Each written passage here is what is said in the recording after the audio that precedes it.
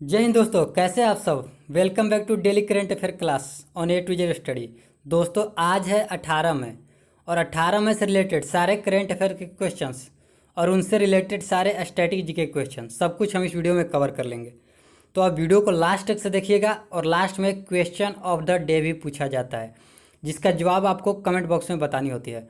और अगर उस प्रश्न का आप सही जवाब बताते हैं तो नेक्स्ट डे के सेशन के लास्ट में आपका नाम भी अनाउंस किया जाता है। तो चलिए स्टार्ट करते हैं आज की सेशन। चलते हैं आज के पहले प्रश्न पर। आज का पहला प्रश्न है, विश्व दूरसंचार दिवस कब मनाया गया। तो ये वर्ल्ड टेलीकम्युनिकेशन डे ये हर साल 17 मई को मनाया जाता है। ये 17 मई 1865 को अंतर्राष्ट्रीय दूरसंचार संघ की स्थापना हुई थी और उसी की स्मृति में यह हर साल 17 मई को मनाया जाता है विश्व दूरसंचार दिवस। और इसे मनाने का उद्देश्य है इंटरनेट और नई टेक्नोलॉजी द्वारा लाया गया सामाजिक परिवर्तनों को वैश्विक स्तर पर जागरूकता फैलाना। तो इस प्रश्न का सही आंसर होगा ऑप्शन नंबर डी। चलते हैं अब अगले प्रश्न पर। अगला प्रश्न है, दूसरी G20 आभासी व्यापार और निवेश मंत्रियों की बैठक में किसने भाग लिया। तो अभी भारत की ओर से G20 की virtual trade and investment minister meeting में भाग लिए हैं हमारे मिनिस्टर पीयूष गोयल। पीयूष गोयल हैं इंडिया के ट्रेड एंड इन्वेस्टमेंट मिनिस्टर और उन्होंने ही भाग लिया है G20 आभासी सम्मेलन में भारत की ओर से। और इस बैठक की अध्यक्षता की है सऊदी अरबिया ने। ये वर्चुअल मीटिंग हुई है और इस बार 2020 में G20 की जितनी भी बैठक हुई है, चाहे वो G20 के फिनेंस मिनिस्टर्स की हो या फिर वो पर्यटन मिनिस्टर की हो या फिर वो प्रधानमंत्री की हो या फिर वो डिफेंस मिनिस्टर की हो, इन सब की अध्यक्षता किया है सऊदी अरबिया ने। और G20 की जो 2021 में जो होने वाला है बैठक, उसके 2021 के सारे समिट की अध्यक्षता करेगा इटली और 2022 में होगा भारत में। 2022 में G20 के जितने भी सम्मेलन होंगे सारे अपने देश भारत की राजधानी नई दिल्ली में होंगे। तो ये G20 की आभासी बैठक है। तो G20 के बारे में देखते हैं। G20 में टोटल 20 सदस्य देश हैं जिसमें से 19 देश होते हैं और एक यूरोपीय यूनियन होता है। टोटल मिलके 20 समूह होते हैं। तो इस प्रश्न का सही आंसर होगा option number B, Piyush Goyal. Piyush Goyal हैं हमारे वर्तमान में व्यापार और निवेश मंत्री। जो ऑप्शन नंबर 1 में है नितिन गडकरी, ये हैं हमारे MSME मिनिस्टर और प्लस में minister of road transport and highway. Ravishankar Prasad, ये हैं हमारे minister of law and justice of India. और निर्मला सीतारमन, ये हैं वित्त मंत्री। चलते हैं अब अगले प्रश्न पर।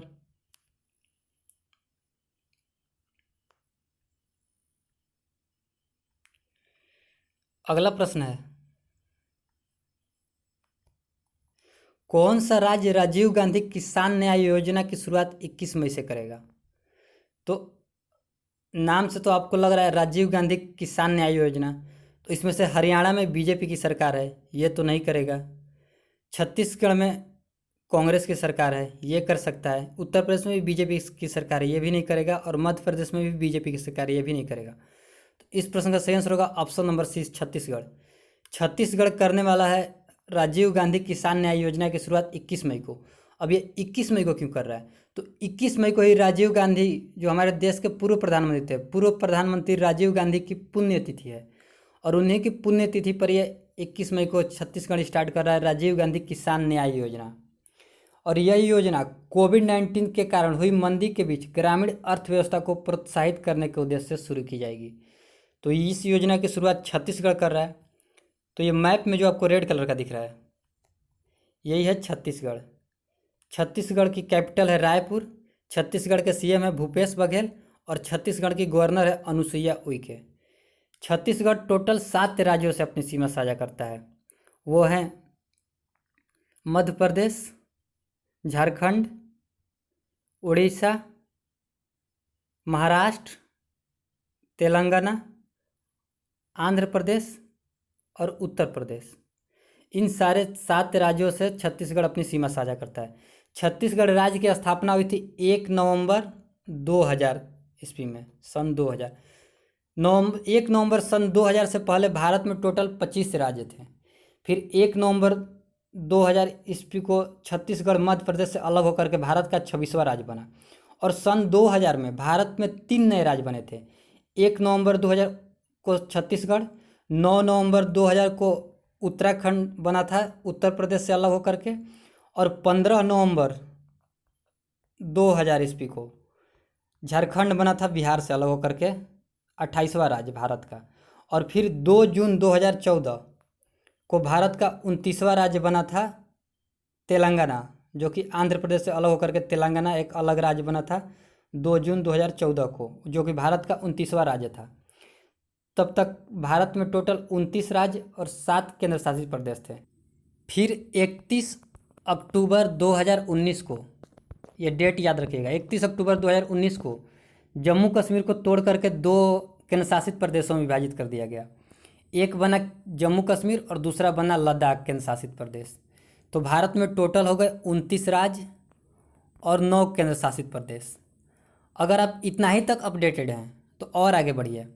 फिर आया 26 जनवरी 2020, और 26 जनवरी 2020 को भारत के 2 केंद्र शासित प्रदेश जो पश्चिम में बसे हुए हैं, एक का नाम है दमन और दीव, दूसरे का नाम है दादर नगर हवेली। इन दोनों को इमर्ज करके एक केंद्र शासित प्रदेश बना दिया गया, जिसका नाम रखा गया दादर नगर हवेली और दमन और दीव केंद्र शासित प्रदेश, इतना लंबा। और इसकी कैपिटल रख दी गई दमन। अब आगे से आपसे कोई पूछे कि दादर नगर हवेली की कैपिटल कहाँ है, तो आपको सिलवासा ना बोल करके दमन बोलना पड़ेगा, क्योंकि अब दादर नगर हवेली और दमन और दीव दोनों एक बन गए हैं। तो वर्तमान में भारत में 28 राज्य और 8 यूनियन टेरिटरीज यानी कि केंद्र शासित प्रदेश हैं। तो बढ़ते हैं अब अगले प्रश्न पर।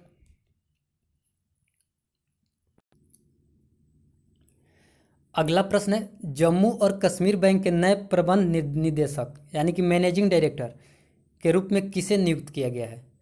तो अभी जम्मू और कश्मीर के नए मैनेजिंग डायरेक्टर बन गए हैं जुबैर इकबाल। जुबैर इकबाल को अगले 3 साल के लिए जम्मू एंड कश्मीर बैंक का एमडी नियुक्त किया गया है। अब ये जम्मू एंड कश्मीर बैंक के एमडी बने हैं। तो जम्मू कश्मीर बैंक, इस बैंक की फॉर्मेशन हुई थी 1 अक्टूबर 1938 को, आज़ादी से भी पहले। इसके वर्तमान में चेयरमैन हैं आर के चिब्बर, जो आपको ऑप्शन नंबर सी में दिख रहे हैं। आर के चिब्बर जम्मू और कश्मीर बैंक के चेयरमैन यानी कि अध्यक्ष हैं, और जुबैर इकबाल इसके अब एमडी बन गए हैं। तो चलते हैं अब अगले प्रश्न पर। अगला प्रश्न है, हाल ही में देवेश रॉय का निधन हो गया, ये किस भाषा के प्रसिद्ध लेखक थे? तो देवेश रॉय ये थे बंगाली भाषा के एक प्रसिद्ध लेखक, और इन्हीं का हाल ही में निधन हो गया। इनका एक उपन्यास था जिसका नाम है तीस्ता परेर दृष्टांतो, नीचे लिखा हुआ है तीस्ता परेर दृष्टांतो, और इस उपन्यास के लिए इन्हें साहित्य अकादमी पुरस्कार भी मिला था। तो इस प्रश्न का सही आंसर होगा ऑप्शन नंबर बी। चलते हैं अब अगले प्रश्न पर। अगला प्रश्न है दोस्त, किसने गिफी एनिमेटेड इमेज या जीआईएफ बनाने और साझा करने के लिए एक लोकप्रिय वेबसाइट का अधिग्रहण कर लिया है? तो ये गिफी है, एक वेबसाइट है जो कि एनिमेटेड इमेज बनाती है, या जिसे हम जीआईएफ बोलते हैं, जो दो या 3 सेकंड की जो वीडियो होती है जिसमें साउंड नहीं होता है, एनिमेटेड इमेज होती है, जो फेसबुक में या ऐसे देखते हैं जहाँ पर कमेंट करने के लिए आता है, तो उसमें जीआईएफ जो होता है। तो इसी ये जीआईएफ बनाने वाली कंपनी है गिफी, और इसका अधिग्रहण कर लिया है अब फेसबुक ने। अब फेसबुक ने अधिग्रहण कर लिया है गिफी का। तो गिफी की स्थापना हुई थी 2013 में, और गिफी की स्थापना किया था 2 व्यक्तियों ने, जैक कुक और एलेक्स चुंग, और इसका हेडक्वार्टर है न्यूयॉर्क में। और जीआईएफ का फुल फॉर्म होता है the graphics interchange format. The graphic interchange format GIF का फुल फॉर्म होता है। अब इसका अधिग्रहण किया है फेसबुक ने। तो फेसबुक का हेडक्वार्टर है कैलिफोर्निया में। फेसबुक की स्थापना हुई थी 2004 में, और फेसबुक के सीईओ हैं मार्क जुकरबर्ग। चलते हैं अब अगले प्रश्न पर। अगला प्रश्न है, हाल ही में एससीओ की बैठक संपन्न हुई, इसकी अध्यक्षता किसने की? तो एससीओ इसकी फुल फॉर्म होती है संघाई कॉरपोरेशन ऑर्गेनाइजेशन, और इस संघाई कॉरपोरेशन ऑर्गेनाइजेशन की अध्यक्षता की है इस बार रसिया ने। अभी हाल ही में एससीओ की विदेश मंत्रियों की बैठक हुई है वर्चुअल मीटिंग, और उसमें इंडिया की ओर से भाग लिया है हमारे विदेश मंत्री एस सुब्रमण्यम ने, और इसके अध्यक्षता की है रसिया ने। तो ये एससीओ की बैठक संपन्न हुई है। तो एससीओ में टोटल 8 सदस्य देश हैं। वो हैं रूस, भारत, चीन, Pakistan, Afghanistan, Tajikistan, Kyrgyzstan, Kazakhstan और उज्बेकिस्तान। ये सारे 8 देशों हैं जो कि एससीओ के सदस्य हैं। एससीओ का फुल फॉर्म तो भले है संघाई कोऑपरेशन ऑर्गेनाइजेशन, इस नाम में संघाई लगा हुआ है, लेकिन इसका हेड क्वार्टर जो है वो संघाई में ना होकर के बीजिंग में है। चीन की राजधानी बीजिंग में है एससीओ का हेड क्वार्टर। तो इस प्रश्न का सही आंसर होगा ऑप्शन नंबर बी, रसिया। तो अब रसिया के बारे में देख लेते हैं। तो ये ग्लोब में जो आपको ग्रीन कलर का दिख रहा है, यही है पूरे रसिया। यह दुनिया का क्षेत्रफल की दृष्टि में सबसे बड़ा देश है रसिया। इस रसिया की कैपिटल है मॉस्को। रूस के अभी राष्ट्रपति हैं व्लादिमीर पुतिन, और अभी रूस के राष्ट्रपति व्लादिमीर पुतिन ने वर्ल्ड वार 2 मेडल से सम्मानित किया है नॉर्थ कोरिया के तानाशाह किम जोंग को। तो चलते हैं अब अगले प्रश्न पर। अगला प्रश्न है, vice admiral GM Hiranandani memorial rolling trophy 2020 से किसे सम्मानित किया गया है? तो ये vice admiral GM Hiranandani memorial rolling trophy ये देती है इंडियन नेवी। ये इंडियन नेवी अपने ऑफिसर्स को अच्छे कामों के लिए ये ट्रॉफी देती है। और ये वाइस एडमिरल जीएम हीरानंदानी ये 1985 से 87 तक इंडियन नेवी के साउथ कमान के कमीशन अधिकारी थे, और इन्हीं के स्मृति में ये पुरस्कार दिया जाता है। इस पुरस्कार की शुरुआत हुई थी 2013 में, और 2020 का vice admiral GM Hiranandani memorial rolling trophy ये दी गई है वाइस एडमिरल अक्षय कुमार को। तो इस प्रश्न का सही आंसर होगा ऑप्शन नंबर 1। चलते हैं अब अगले प्रश्न पर। अब आती है क्यूज की बारी। चलते हैं स्टडी क्वेश्चन पर। कल मैंने आपसे पूछा था मातृ स्मृति योजना की शुरुआत किस राज्य ने की है? तो मातृ स्मृति योजना इसकी शुरुआत की है वेस्ट बंगाल ने।